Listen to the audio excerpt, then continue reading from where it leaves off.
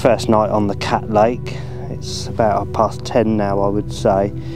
Chris seems to be on the fish because he's had two little kittens, 5 or 6 pounders, a drop run. And this nice fish has just come along at 27.4, was it, Chris? 27.4. Gave you a bit of a run around, didn't it? So, so you're going to try and pick her up and yeah, give her a go. I'll try and get a couple of pictures.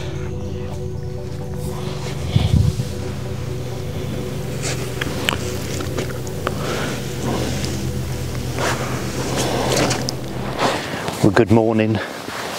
We've just completed our first night on the Cat Lake at Manor Fisheries, one of my favourite day ticket venues. It has been fishing quite tough for one reason and another, but I suppose you could say that 9 cats overnight between me and my mate Chris is the result.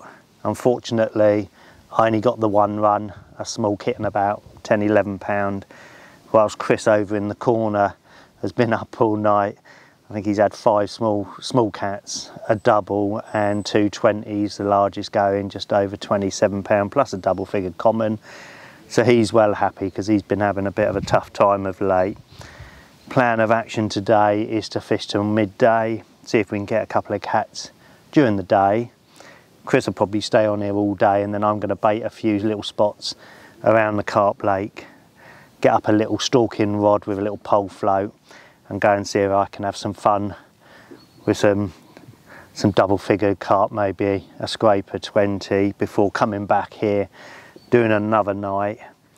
Tomorrow, Sunday, we're back on the Carp Lake, but we do have the opportunity to do a third night on the Cat Lake. We're just going to see how it goes. So everything's looking really good at the moment.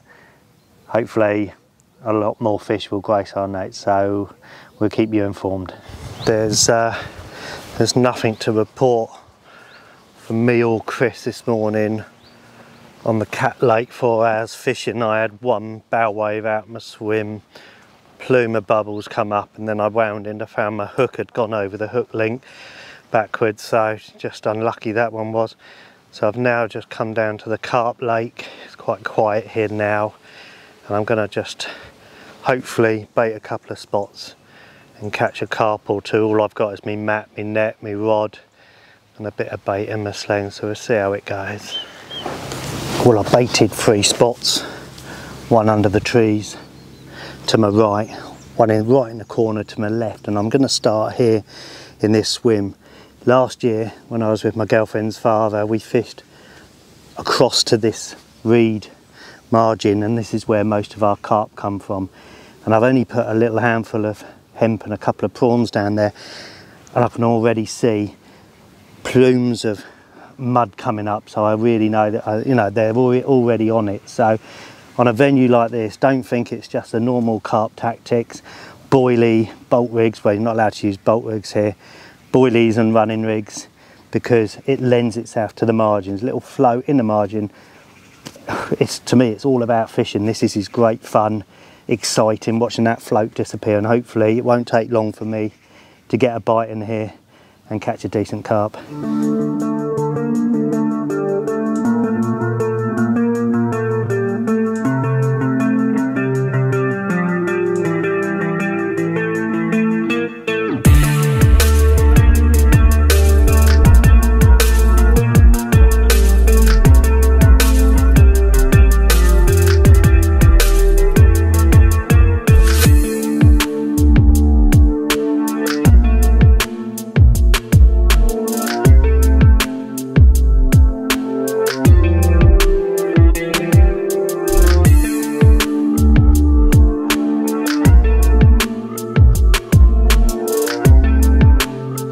You don't need to put boilies, sit behind rods, go find them in the margins. That's what they are in the middle of the day. Now for a big cat later. Probably not quite as big as the one before. 13, 14 pound proper chunks. Look how immaculate these fish are. Strange old fight, just like a big cruising, round and round, round and round. Couldn't get her head up. But again, another one on the float, just goes to show. Don't sit behind the alarms all day catching nothing. Get the float out, Get the prawn out or a bit of luncheon meat. No way. Welcome to the second morning. Another night on the cat lake last night. Mr. Petter did his best to show me how it's done with a, what was it, a 35, which 35. Is a really good fish at the moment, and a 20 and a mid double. And this is about how my 2 nights catfishing has gone, because it's going to be a little bit lively, but as you can see, it's a tiny little kitten. I had a couple of aborted runs last night, a hook pull and a screamer that by the time I got down what we call slug slope and got my shoes on, got to the rod, it stopped. But you know, perfection in miniature. Even these little fish, even these, they are, and even these little fish pull a little bit when they wanted, don't they? So this one came just as it was getting light.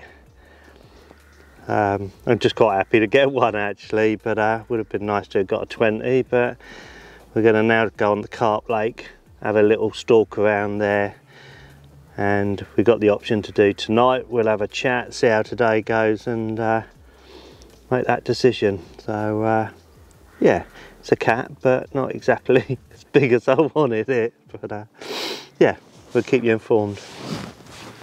But it look all right. Yeah.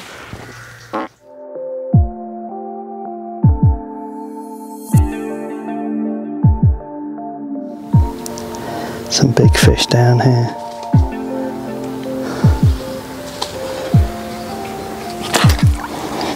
And we're off.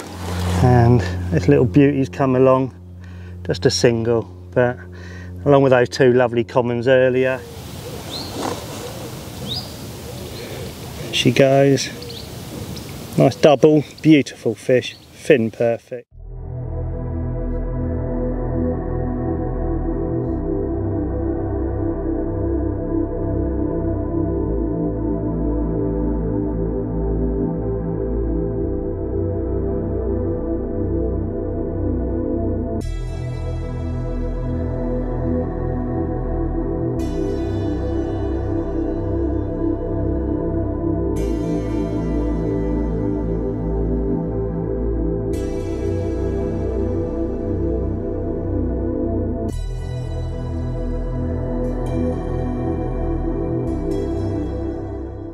Mr. Deeks is doing his best to catch live bait. We didn't tell him that me and Chris got here about at first light and we've caught them already, but it keeps him out of trouble. So he's only caught 2 little tiddlers, so I can tell you now, he ain't going to catch many predators today. Chris's job is to blow the boat up. Let's hope he's done a good repair. You have to blow with your nuts whilst I'm videoing, but you know, obviously you do. So hopefully we'll put this up, get it afloat, a few fish before the rains get here. The new boat's coming early October, so thank you very much Dynamite Baits, Mark Peck, for that, sorting us out. So yeah, looking forward to this. It's been a long time since we've done it. Hopefully a zander, pike or perch will turn up.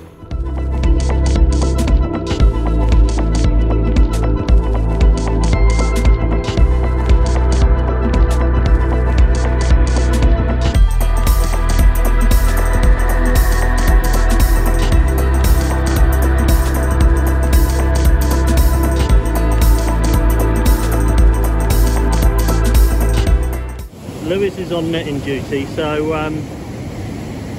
don't expect to see this fish.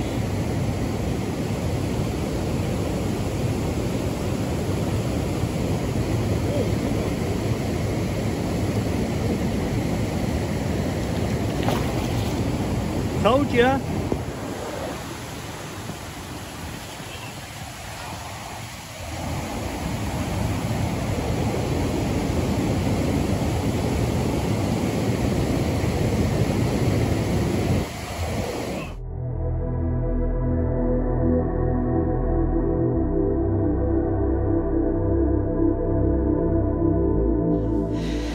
End of September. I laid in bed last night thinking something's not right. I'm not getting the results I should have like I used to. I must admit it's been a tough season, although there's been some massive fish coming out, and if you're on them, you're on them. If you're not, you're not. But I made a few tweaks to my rigs, worked on a hunch last night, couldn't really sleep. Within 10 minutes of casting out, the rod's ripped off. Thought it was a carp, it was a one toner, but as soon as I picked the rod up, it was just plodding about, coming in on a straight line, almost feeling her belly on the bottom, and for a long way from the biggest I've ever had, just over £3, but it's probably one of the most rewarding inclusions I've ever caught out of here. Hopefully it won't just be a one-off. Wow, I thought that first fish might just have been a lucky one, but it's been a long time since I've had 2 rods go off at once here. But that has just happened, and there we are, 311, 37. Couldn't sleep last night. There's a good reason why I couldn't. Came back, acted on it, and my God, what a brace of crusions. Back in the game.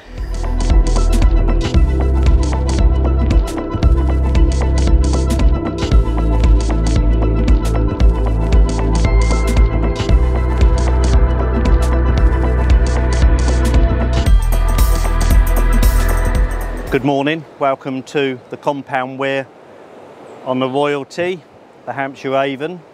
We came here 2 years ago in September for the first time and got absolutely slaughtered by big pike, and I mean I was playing 220s at the same time on perch kit because we weren't allowed to pike fish before the 1st of October. So today it is the 1st of October.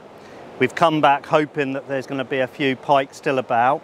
My job was to catch some live bait, which I did on the run-off down there, a few little dace, a little salmon par that went straight back.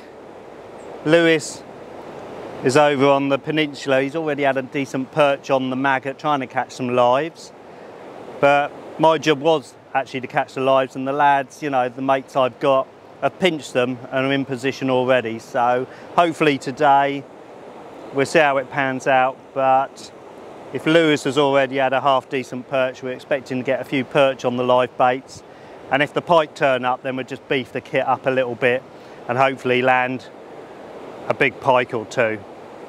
Weather's not too good, although it's a lot better than they said. We were forecast loads and loads of rain, which we've had.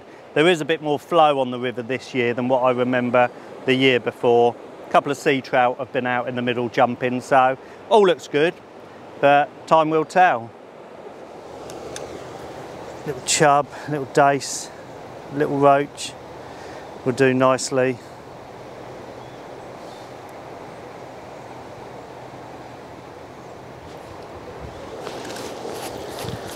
At the moment, Minnow City. All you can do with these little fellas is just keep feeding.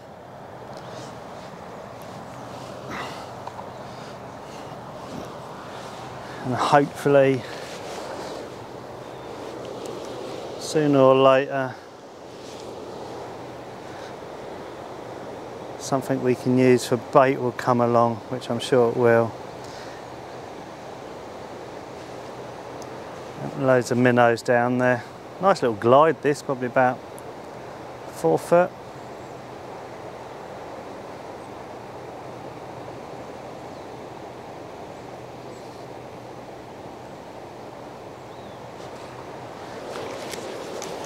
That's no minnow. That is a little dace, which is perfect for the perch.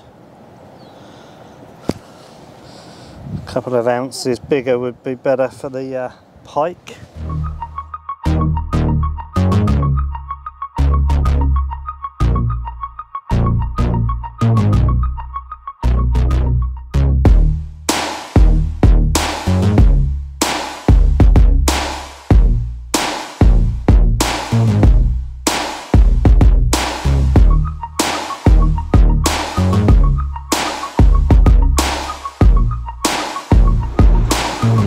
Well, I'm over on the other side now, and Mr. Deeks has had a couple of perch, lost a couple on the maggot, had a couple on the live baits, and he's also lost a big pike. So we know what we want is here. The cows are a pain in the arse. You can't leave your camera rods on the ground or anything. There's cow shit everywhere. Nice place. But Chris has just set up a rod with a float and a bigger live bait, a dayside caught upstream, so he's just trotting that round, and I think that's probably the way to go. Just cover a bit of ground. If he gets one, then it'll be my turn. Mr. Deeks looks like he's made that swim his home for the day, so he did pay, so we'll let him, but if he's still in there at 12 o'clock he's going to get wet. So yeah, pike and perch are around, but certainly not what they were like a few years ago, but hopefully we'll get the odd one come along during the day.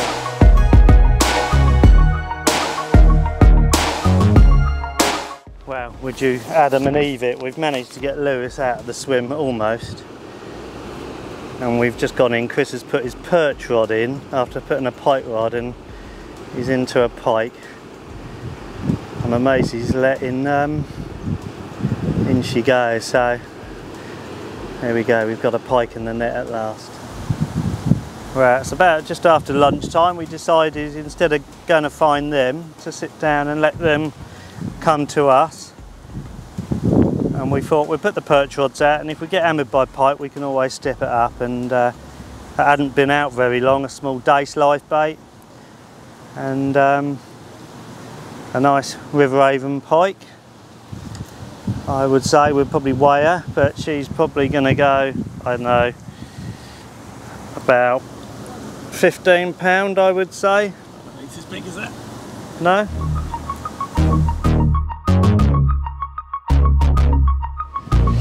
Well, it's not a big one, not like the ones we were losing the other year, but on a difficult day, it's a nice pike.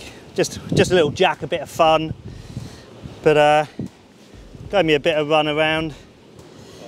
Probably only probably about £6, but nice to get off the mark and get one. Amazing, we've taken the pike rods out, we put the perch rods in, and I don't think they're stupid here. I think they get fished for. Even you know, the perch anglers come down and probably hook them and they get a bit wise. So but hey ho, it's nice to get off the mark. Lou's had a few perch as well, but now we've chucked him out the swim, we can get some serious fishing done, can't we? Yeah.